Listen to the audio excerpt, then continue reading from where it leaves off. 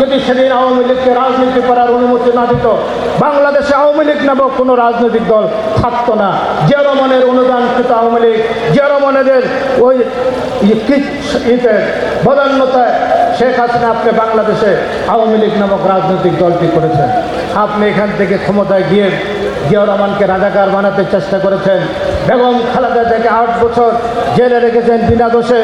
আপনি তাকে slow poisoning করে মেরে ফেলার চেষ্টা করেছেন। তারেক রহমানকে 17 বছর দেশে আসতে দেন নাই। জিয়া রহমান যদি আপনাকে দিল্লি থেকে 1981 সালের 17 মে আপনাকে যদি বাংলাদেশে আসতে না দিত, তাহলে আপনি বাংলাদেশে আসতে পারতেন না। আপনাকে সেদিন লক্ষ লক্ষ মানুষ তেজগাঁ বিমানবন্দরে অভিনন্দন জানিয়েছেন, আপনাকে সাদরে সম্ভাষণ করেছেন। জিয়া রহমান চাইলে একটি লোক এয়ারপোর্টে যেতে পারত না। জিয়া রহমান একটি উদার রাজনৈতিক দলের নেতা ছিলেন, মুক্তিযুদ্ধের শ্রেষ্ঠ মুক্তিযোদ্ধা ছিলেন জিয়া রহমান।